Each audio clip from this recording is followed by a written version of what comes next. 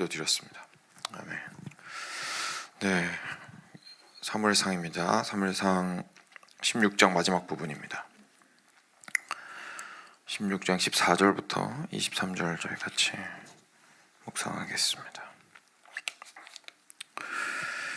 이제 내일은 드디어 골리앗이 등장을 하고요. 이제 그 전에 다윗에 대해서 마지막 또 묘사들을 저희가 같이 좀 보겠습니다. 14절부터 23절까지 같이 교독하겠습니다. 제가 먼저 읽겠습니다. 여호와의 영이 사울에게서 떠나고 여호와께서 부리시는 악령이 그를 번뇌하게 한지라. 사울의 신하들이 그에게 이르되 보소서, 하나님께서 부리시는 악령이 왕을 번뇌하게 하온즉 원하건대 우리 주께서는 당신 앞에서 모시는 신하들에게 명령하여 수금을 잘 타는 사람을 구하게 하소서. 하나님께서 부리시는 악령이 왕에게 이를 때에 그가 손으로 타면 왕이 나으시리이다 하는지라. 내게로 데려오라 하니 소년 중 한 사람이 대답하여 이르되 내가 베들레헴 사람 이새의 아들을 본즉 수금을 탈 줄 알고 용기와 무용과 구변이 있는 준수한 자라. 여호와께서 그와 함께 계시더이다 하더라. 사울이 이에 전령들을 이새에게 보내어 이르되 양치는 내 아들 다윗을 내게로 보내라 하매 이새가 떡과 한 가죽 부대에 포도주와 염소 새끼를 나귀에 실리고 그의 아들 다윗을 시켜 사울에게 보내니 다윗이 사울에게 이르러 그 앞에 모셔 섬에 사울이 그를 크게 사랑하여 자기의 무기를 드는 자로 삼고 또 사울이 이새에게 사람을 보내어 이르되 원하건대 다윗을 내 앞에 모셔 서게 하라.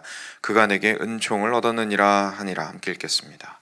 하나님께서 부리시는 악령이 사울에게 이를 때에 다윗이 수금을 들고 와서 손으로 탄즉 사울이 상쾌하게 낫고 악령이 그에게서 떠나더라. 아멘. 네.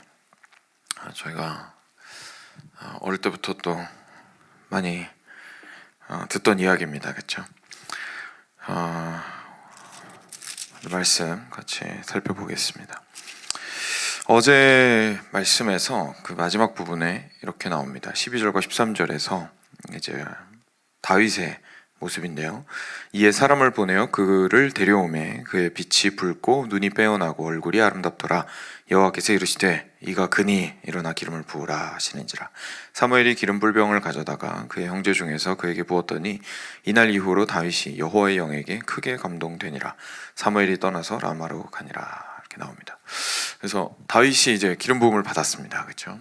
다윗이 기름 부음을 받고 7 형들을 다 제치고 우리 다윗도 오늘 말씀에도 방금 저희가 읽은 것처럼 준수한 용모와 이렇게 아주 빼어난 능력들을 가지고는 있었지만 형들에 비할 바는 아니었습니다. 아직 어린아이에 불과했고 그런데도 하나님께서 그 중심을 보시고 이가 그니 라고 딱 이제 짚어서 말씀해 주시죠.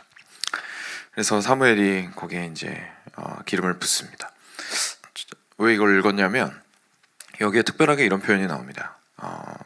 그냥 단지 외부에서 기름을 부었다고 해서 다윗이 그때로부터 갑자기 왕이 되었던 것이 아니라 하나님께서 그와 함께 하신다라는 것들이 삶 가운데 계속해서 드러나는 것을 저희가 보게 됩니다.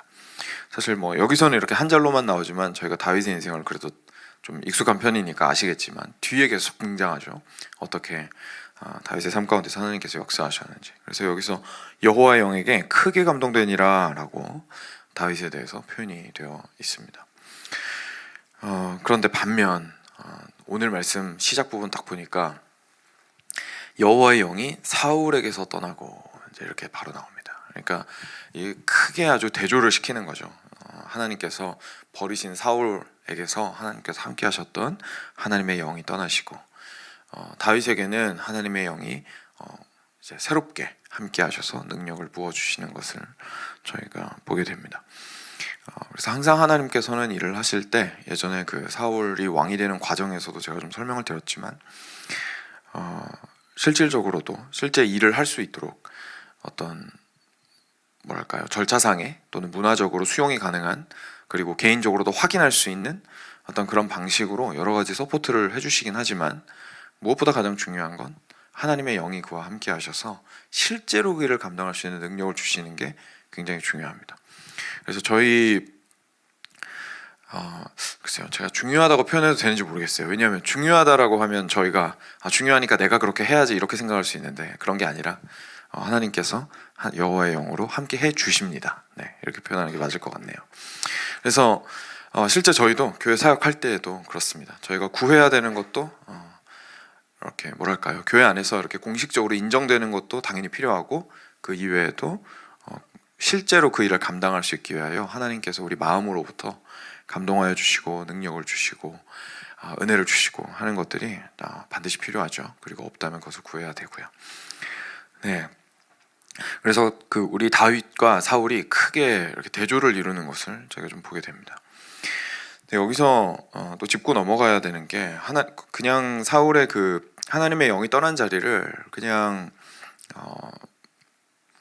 본인의 어떤 삶으로 그냥 채워 넣었던 것이 아니라, 안타깝게도 하나님께서 부리시는 악령이 그를 번뇌케 하였다고 지금 말씀이 이야기하고 있습니다. 이 부분은 조금 어려워서 그래도 설명을 좀 해야겠죠. 두 가지 정도로 저희가 이해가 가능한데요. 하나는 욥에서 등장하는 사탄으로 저희가 생각을 하는 겁니다. 왜냐하면 욥기에서 처음에 사탄이 하나님한테 허락을 구하는 장면이 나와요. 그렇죠? 그러니까 그것을 통해서, 그리고 다른 성경 전체를 통해서도 그렇지만 저희가 아는 것은 하나님께서 사탄한테 나쁜 일을 시키시지는 않습니다. 왜냐하면 하나님은 선하시니까요. 그렇죠? 그래서 악한 일을 시키시는 건 절대 아니고, 마치 하나님한테 두 얼굴이 있어가지고 막 사탄한테 나쁜 일 시키고 하나님께서는 다른 일 이렇게 선하게 행하시고, 절대 그런 분은 아니십니다. 그런데 사탄 또한, 그 욥기가 표현해 주는 건 사탄마저도 하나님의 가장 궁극적인 권위 아래에 있기 때문에 절대로 하나님께서 허하지 않으시면, 가만히 있기로 결정하지 않으시면 움직일 수 없다라는 것을 우리한테 보여주는 거예요. 그래서 오늘 말씀을 그렇게 이해할 수도 있습니다. 그래서 실제로 사탄이, 악령이 사울을 이렇게 영향을 아주 강하게 미쳐서 사울로 하여금 번뇌케 하였다라고 이해할 수도 있고요.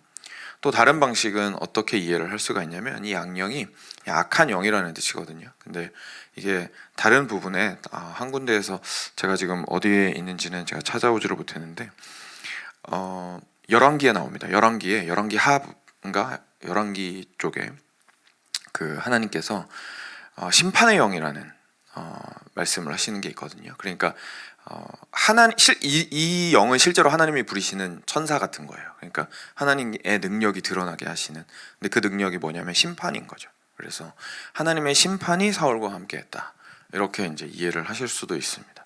저는 후자로 이해하는 게 조금 더 전체적인 맥락에 맞지 않나라는 생각이 좀 듭니다. 그래서 하나님께서 함께 하신다라는 의미에서 성령께서 함께 하신다, 이런 의미의 그 하나님의 영은 떠났지만, 대신에 그 자리를 하나님께서 심판하시는 그 영향력이 지속적으로 있음으로써 이 사울이 너무나 괴롭고 번뇌하게 되었다라고 저희가 이해해 볼 수 있을 것 같습니다. 그리고 혹시나 이제 주변에서 좀 정신적인 어려움으로 이제 고통받는 분들을 알고 계실 수도 있는데 모르겠습니다. 본인이 그렇게 좀 아프실 수도 있고요. 근데 여기에서 성경을 통해서 저희가 이해하는 바는, 특히 사울 같은 경우에도 저희 기독교 신앙이 모든 정신 질환을 절대로 영적 문제로 보지 않습니다. 성경적인 지식을 가지고 있을 때 저희가 그렇게 보기는 힘듭니다. 근데 특별한 경우에 분명히 정신적 질환을 넘어서는 어떤 특별한 영역에, 영적인 영역에 영향력이 있어서 사람이 정신적으로 힘들 수 있다라는 증거는 성경 곳곳에서 또 찾아볼 수 있습니다. 그래서 저희가 너무 이렇게 한쪽으로 치우쳐서 그 모든 정신질환을 영적인 문제로 판단해서도 안 되고요. 그렇다고 해서 모든 그런 정신적인 문제를 영적인 질환으로, 죄송합니다. 모든 그런 정신적인 문제를 육신의 문제로만 몰아가지고 그냥 약 먹으면 다 해결되고, 이런 식으로 또 저희도 볼 수도 없어요. 그래서 실제로 영적으로 사탄이, 또는 사탄이라고 표현을 하는 게 맞겠네요. 이 경우에는 사탄이 이렇게 실제로 안 좋게 영향을 미치는 경우가 있기 때문에, 그래서 참고하시라고 제가 말씀을 드렸습니다. 궁금해하실 수 있을 것 같아서. 그럼 오늘 말씀 좀 핵심 부분으로 다시 돌아오겠습니다. 그래서 여호와의 영은 사울에게서 떠났고 여호와께서 부리시는 악령이 그를 번뇌하게 하였습니다. 그리고 그것은 15절에 보시면 사울의 신하들이 그에게 이르되 보소서 하나님께서 부리시는 악령이 왕을 번뇌하게 하온즉이라고 하면서 실제로 겉에서도 지혜로운 신하들이 보았을 때에 그 사실을 인지할 수 있었어요. 아, 이거는 뭔가 우리 사울 왕이 평소 같지가 않다. 이거는 하나님께서 부리시는 악령이 이를 괴롭게 하고 번뇌하게 하고 있는 것이다 라는 것을 신하들이 충분히 보고 캐치할 수가 있었습니다. 여러분, 이 부분을 읽으면서 저희가 좀 조심해야 되는 게 있습니다. 뭐냐면 하나님의 영이 함께 하시고 함께 하시지 않고 또는 악령이 이런 역사를 했고 라고 하는 것이 저희에게는 이 사실 자체로만 참 신비롭고 신기한 이야기이기 때문에 맥락을 놓치고 왜 이 사실이 중요하고 어떻게 하다가 이렇게 되었는지에 대한 맥락은 놓치고 이 사실만 저희가 보고 하나님의 영이 이렇게 마치 아무런 이유도 없이 막 움직이는 것처럼, 그리고 하나님의 영이 임하시면 그 사람의 상태와는 전혀 상관없이 특별한 일을 할 수 있고, 하나님의 영이 이렇게 다르게 악령으로서 이렇게 역사를 하시면 전혀 그런 잘못도 없는 사람인데 이렇게 엉망이 될 수 있고, 이렇게 혹시나 이해를 할 수가 있습니다. 근데 절대로 그렇게 이해를 하면 안 되고요. 왜냐하면 앞에를 저희가 한번 생각해 보시길 바랍니다. 지금 사울한테서 악령이 아니죠. 여호와의 영이 떠나셨는데 여호와의 영이 왜 떠나셨죠? 사울이 불순종했기 때문입니다. 하나님의 말씀에. 그렇죠? 그러니까 하나님의 말씀 앞에 그 말씀을 사랑하고 경외하는 마음으로 항상 그 말씀 안에서 거하고자 하고 그 말씀이 인도하는 길로 따라가고자 하는 자와 여호와의 영이 함께 한다고 저희가 이해를 할 수 있는 겁니다. 그러니까 아무런 이유도 없이 여호와의 영이 있었다가 없었다가 이러는 게 아닙니다.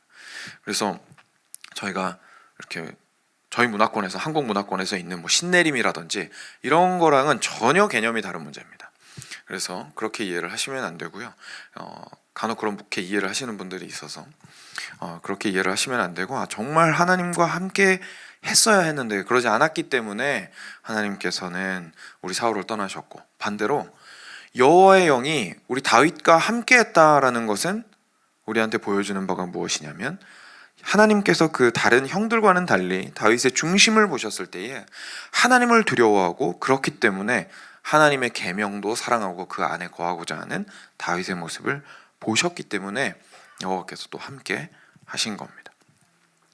우리는 지금 다윗에 대해서 많은 것을 이제 뒷이야기를 아직 모른다고 생각을 했을 때 지금까지 읽은 것만 가지고는 다윗이 어떤 사람인지 사실 알기는 힘듭니다.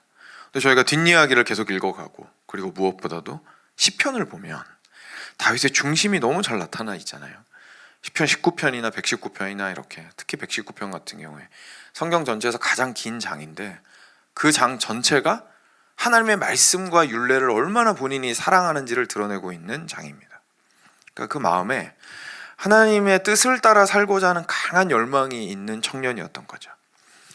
그래서 그것이 하나님의 영이 함께 하게 되는 아주 핵심적인 역할을 하였던 겁니다.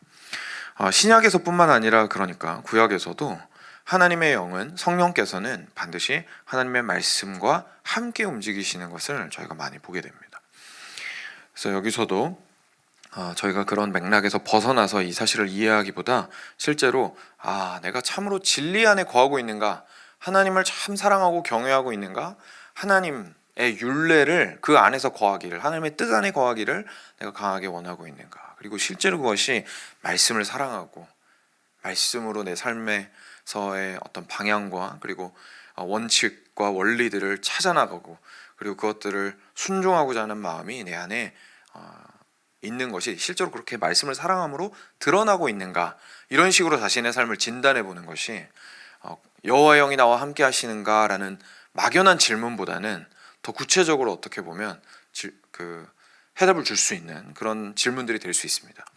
그래서 그런 의미에서 이렇게 내가 말씀과 함께하고 있는지에 대해서 자신의 삶을 점검해 보았을 때에 정말 내 마음에 그런 열망이 있고 지속적인 추진력이 발생하고 있고 동기가 있고 사모함이 있고 갈망함이 있다면 정말 성령께서 그래도 참 부족한 나이지만 나와 함께 하시는구나라는 것을 우리가 이제 느끼게 되고, 그리고 그 마음을 따라서 곧 성령을 따라서 가고자 하는 애씀이 또 삶 가운데에서 드러날 수 있겠죠. 그래서 그것을 이제 우리가 사울과 다윗의 모습을 통해서 보게 됩니다. 그리고 이게 오늘의 핵심 내용이고요. 그 뒷부분에도 결국 이 내용에서 계속해서 파생되어 나오는 것들을 저희가 보게 되겠습니다.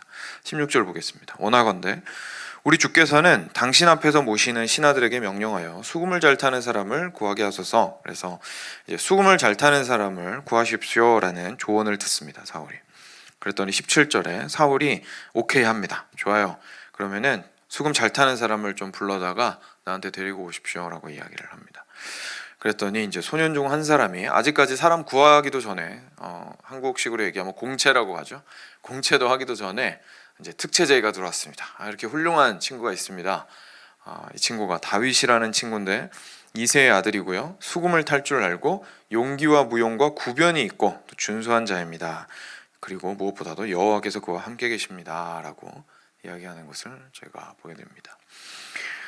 그래서 사울이 사람들을 보내서 이새한테 보내서 아들 다윗을 좀 보내주십시오라고 하니까 이새가 다윗을 이제 사울에게 보냅니다. 그리고 다윗이 사울에게 이르러서 21절입니다. 그 앞에 모셔 섬에, 여기서 아주 놀라운 증언이 나오는데요. 사울이 그를 크게 사랑하여 자기의 무기를 드는 자로 삼고, 그리고 나서 사울이 이새에게 사람을 보내서 다윗을 내가 쓰고 싶다라고 이야기를 하니까 23절에서 다윗이 이제 함께하게 되었고 사울과, 그리고 23절에서 하나님께서 부리시는 악령이 사울에게 이를 때에 다윗이 수금을 들고 와서 손으로 타면 사울이 상쾌하게 낫고 악령이 그에게서 떠나더라라고 증언하고 있습니다. 그래서 오늘 전체 말씀을 좀 살펴보았는데요. 하나님의 영이 함께하고 있는 다윗이 그 모습이 어떻게 드러났는지를 오늘 말씀을 통해서 볼 수 있게 됩니다. 저희가 이것도 마찬가지예요. 수금 타는 것도 저희가 수금을 타서 사울에게 있었던 악령이 떠났다라는 그 말씀을 가지고 저희가 찬양의 중요성에 대해서 이야기를 한다든지 여러 가지 이야기를 할 수가 있습니다. 그리고 실제로 저도 사실 그런 간증을 들어보기도 했어요. 이렇게 귀신 들린 사람이 앞에 있었는데 제가 어릴 때 들었던 간증인데, 굉장히 어릴 때 귀신 들린 사람이, 제가 아는 어떤 분이 이렇게 귀신 들린 사람이 앞에 있었는데 이분이 너무 무서워서 이제 흥이 나선 것 같아요. 흥이 나서 기분이 이제 좋아져서 식사를 하고 나서 젓가락으로 이제 가락을 타면서 찬양을 부른 거예요. 흥이 나서. 근데 그랬더니 그 귀신 들린 사람이 같이 막 춤을 추더라는 거예요. 그래가지고 이 사람이 이게 내가 지금 너무 내 흥에 취해가지고 찬양 가사의 의미는 생각지도 못하고 이게 내 흥에 취해서 찬양을 하니까 제가 지금 나한테 동조를 하는구나 라는 생각이 들어가지고 이제 정말 간절한 마음으로 찬양을 불렀더니 갑자기 구석에 가서 두려워 떨고 있었다라는 이야기를 들은 적이 있어요. 그래서 되게 제 어린 마음에 되게 많이 남았던 간증이었습니다. 그래서 정말 찬양할 때에 흥에 취해서 하기보다는 정말 그것이 무엇을 의미하는지 할 수 있어야겠구나, 이런 것들을 좀 깨닫게 되는 작은 에피소드였는데 실제로 이제 그런 일이 있기는 하기 때문에 저희가 찬양의 중요성과 그리고 그러한 일에 대해서 생각을 해볼 수는 있습니다. 그런데 다시 한번 좀 강조를 드리고 싶은 것은 오늘 다윗이 어떤 사람인데 그 사람이 수금을 탔다라는 걸 기억을 해야 된다는 거죠. 그렇죠? 그러니까 아무런 자신의 삶과 자신의 중심에 하나님을 두려워하는 마음도 없는데 다윗이 그냥 수금 타는 실력이 아주 뛰어나서 그냥 하프 한번 연주하면 막 동물들이 튀어놀고 사울에게 있었던 악령이 떠나가고 하는 식으로 다윗의 수금 타는 능력을 저희가 높이게 되면 아주 핵심을 놓치고 있는 겁니다. 그래서 성경이 이야기하고 있는 건 그게 아니죠. 그리고 아주 감사하게도 이 말씀을 오해하지 않게 150편이나 되는 시편이 저희한테 있습니다. 거기에서 보면 다윗은 그냥 음악적 실력이 뛰어났던 것이 아니라 거기에 이제 가사를 붙여서 노래하였고, 그리고 그 가사는 하나님을 사랑하는 것이었고 자신의 죄를 미워하는 것이었고 자신이 악인을 마주했을 때의 그 아픈 마음과 화가 나는 마음과 정말 하나님의 의가 세상 가운데서 온전히 드러나지 못하는 것에 대해서 분노하는 마음과 그런 것들을 또 하나님 앞에 노래하는 것이었고, 그리고 혼자서 노래하고 끝나는 것도 아니고 주변 사람들을 모아서 공동체적으로 함께 노래하는 것이었고, 정말 그의 마음이 아주 다양하고 그 중심에 하나님을 경외하는 마음이 얼마나 아름답고 굳건하게 서 있는지를 그 노래를 통해서 드러낼 수 있었던 것을 저희가 시편을 통해서 충분히 볼 수 있습니다. 그래서 이것들을 미루어서 짐작컨대 이때 탔던 수금에 대해서 저희가 단순히 음악적 실력이라고 판단하는 것은 너무 이렇게 얕은 이해라고 할 수 있을 것 같아요. 그래서 다윗의 수금이 어떻게 그런 큰 영향을, 영적인 영향을 우리 사울한테 미칠 수 있었을까요? 그것은 바로 하나님을 경외하는 마음으로, 하나님을 경외하는 그 음악으로, 하나님을 경외하는 마음에서 우러나오는 그러한 수금을 탔을 때에 실제로 사람을 감화시키는 능력이 그 가운데 나타났다라고 저희가 볼 수 있습니다. 음악의 위대한 점은 어디에 있죠? 싹 스며들게 하잖아요, 사람한테 그 메시지가. 그러니까 그 수금을 통해서 하나님을 경외하는 메시지와 하나님을 사랑하는 그 마음이 사울의 마음 가운데 일시적이라 할지라도 싹 스며들게 하였고, 어느덧 자기도 모르게 마음 가장 깊숙한 곳까지 그 진리가 와 닿게 하는 수단으로서 이 수금 연주가 사용이 되었다라고 저희가 이해를 하는 것이 훨씬 더 정확할 것 같습니다. 그래서 다윗의 그 수금은 그렇게 참 아름다운 것이었고 사람의 마음에 가 닿는 것이었고 그랬던 것이죠. 그래서 저희가 다윗을 통해서 일단 첫 번째로는 이 사실을 좀 볼 수 있습니다. 하나님을 경외하는 사람에게서 그가 가지고 있는 음악적 재능에서도 하나님 경외함이 자연스럽게 묻어나왔구나라는 것을 저희가 보게 되죠. 그리스도인으로서 이 땅을 살아가면서 저희들이 하나님의 뜻에 순종하고 순종하지 않고에 항상 조심해야겠지만 저희가 더 많은 에너지를 쏟아야 되는 것이 있습니다. 뭐냐면 세상적인 실력도 쌓아가고 지식도 쌓아가고 모든 분야에 있어서 자기가 하는 일에서 탁월해지려고 노력을 해야 합니다. 그런데 그것과 하나님을 알아가는 것이 별개가 되는 것이 아니라 하나님을 사랑하고 하나님을 경외하는 그 중심이 내 사업과 내 직장 일과 그 일이 아무리 남들이 하찮다고 얘기하든 남들이 볼 때 대단한 일이든 아무런 상관없습니다. 그렇죠? 그러니까 그것이 가장 작은 일이든 큰 일이든 상관없이 내가 가지고 있는 이 일, 하고 있는 이 일이 단지 그냥 오늘 하루 벌어서 내가 육신을 벌어먹고 사는 것에 그치는 것이 아니라 어떻게 하면 내 중심에서 나오는 여호와 경외함이 자연스럽게 내가 하는 모든 행동 가운데 수금 연주와 같이 스며들어 나올 수 있을 것인가에 대해서 고민하는 것이 우리 그리스도인들의 삶의 태도 중에 가장 중요한 모습입니다. 그래서 특별한 일이 딱 있을 때만 하나님이 원하시는 길이 뭘까? 이 고민을 하는 게 아니라 아주 자연스럽게 그것들을 하게 되면, 두 번째로 무슨 일이 발생하냐면 우리 오늘 다윗에 대한 평가와 같은 평가를 저희가 듣게 되는 겁니다. 용기와 무용과 구변이 있는 준수한 자라 여호와께서 그와 함께 계시더이다. 이러한 말을 주변 사람들의 입을 통해서 듣게 되는 거죠. 다윗을 보았더니 그가 문무를 겸하고 있습니다. 저희가 문무겸장이라고 하죠. 아주 뛰어난 장수들을. 그 문과 무가 모두 뛰어났고, 그렇죠? 아주 용맹할 뿐만 아니라 수금도 잘 탔으니까요.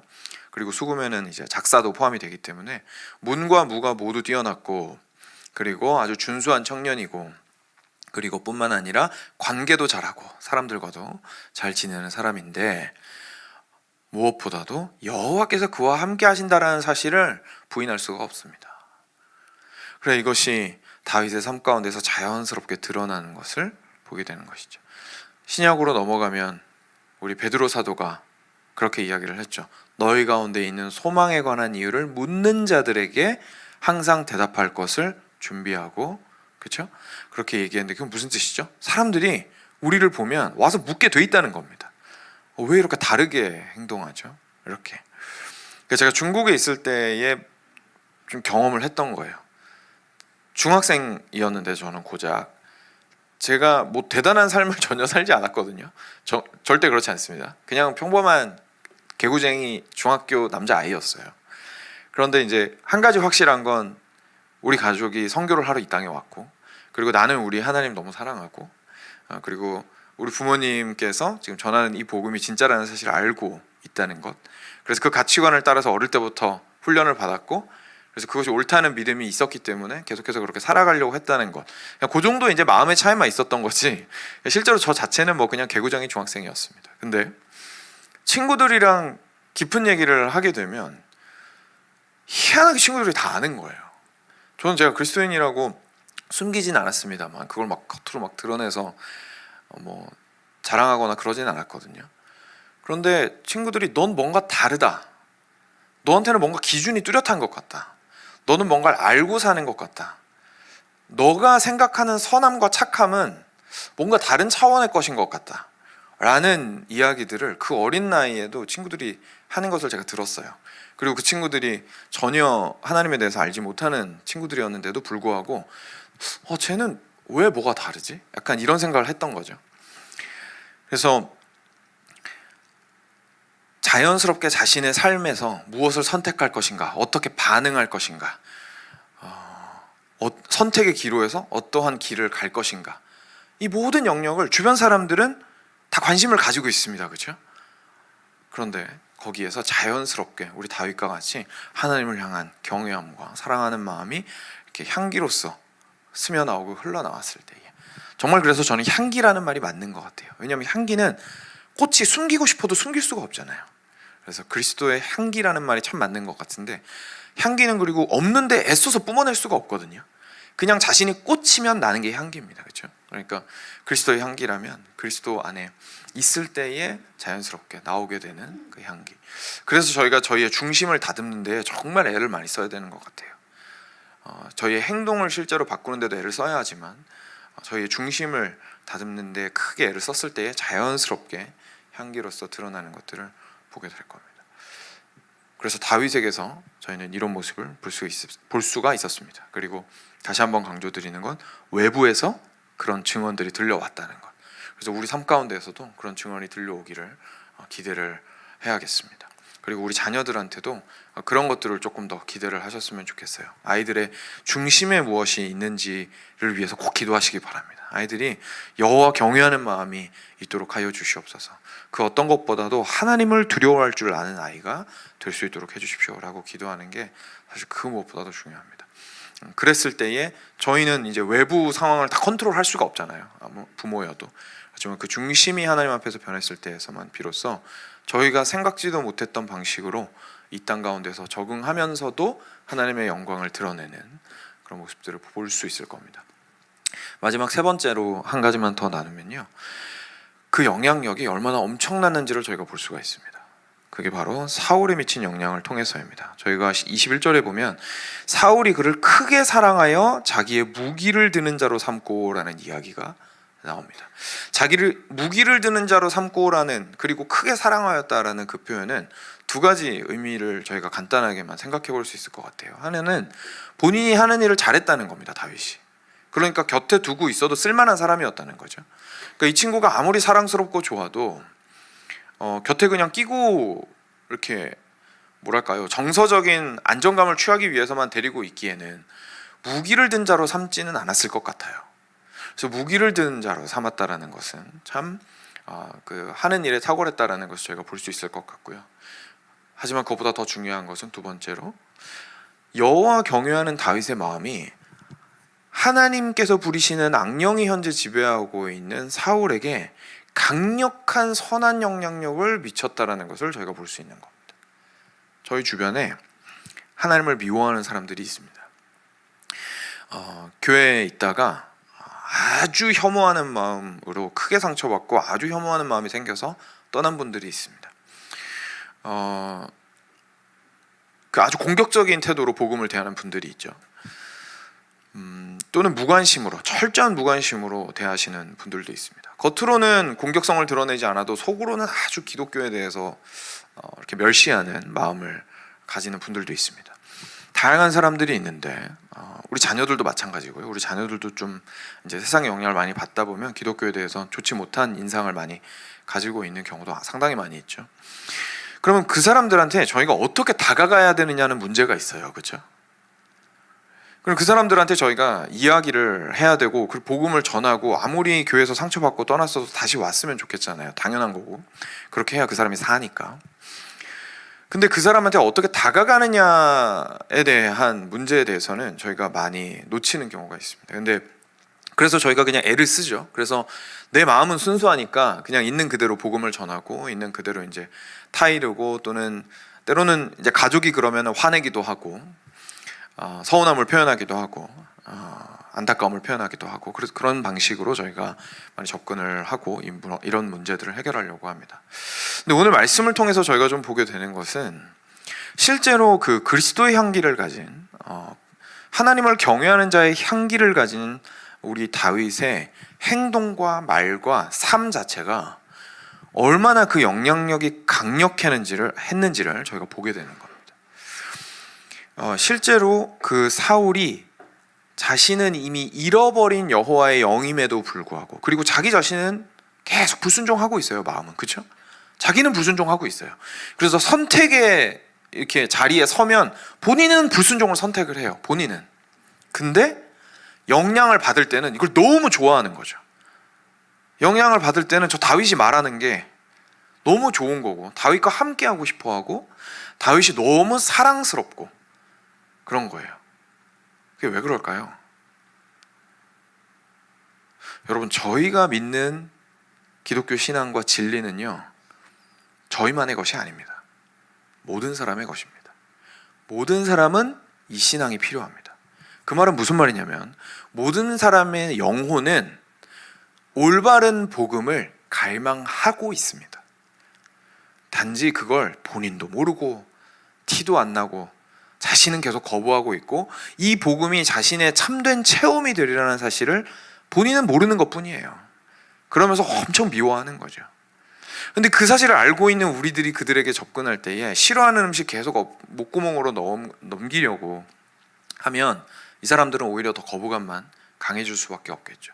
저희들이 절대 포기하거나, 절대 그들에게 복음 드러내기를 주저하거나, 내가 그리스도인이라는 사실을 숨기거나, 또는 그 사람이 너 내가 교회 가기 원하지, 너 내가 다시 돌아갔으면 좋겠지 라고 딱 이렇게 단도직입적으로 물어봤을 때 그 대답을 회피하거나, 내 마음에 대해서 회피하거나 그럴 필요는 전혀 없습니다.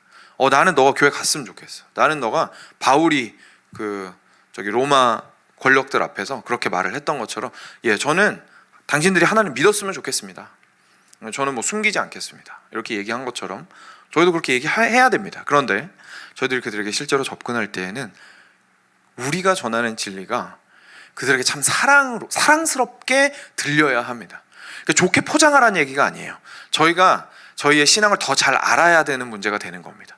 왜 이게 사랑스럽고, 왜 이게 모든 사람에게 진리이고, 왜 이게 참 모든 사람한테 좋은 소식인지에 대해서 저희가 잘 알면, 그리고 그것이 먼저 내 삶으로 들어오면 나의 삶 가운데서 드러나는 그 향기가 폭력적이지 않고 압력으로서 나아가지 않고 선한 영향력으로서 나아가면서 사람들이 난 동의가 안 되는데 희한하게 저 사람이랑 같이 있고 싶네 라는 말을 하게 되는 거죠. 그래서 오늘 다윗의 그 여호와 경외하기를 원하는 그 마음에 그 영향력이 얼마나 멀리까지 그 강력하게 미치는지를 오늘 말씀을 통해서 보게 됩니다. 그래서 이러한 여호와 경외하는 그 중심의 그 힘을 저희가 믿었으면 좋겠습니다. 그리고 그 마음이, 그 영혼이 우리가 올바르게 세워지기를 정말 하나님 앞에서 간절히 원하고, 그리고 우리 자녀들을 위해서나 여러분들께서 항상 마음에 품고 기도하시는 그분들의 마음의 중심에 그러한 일이 있기를 주님 앞에서 간절히 간구하시는 날이 되기를 주님의 이름으로 축원드립니다. 시간 함께 기도하겠습니다.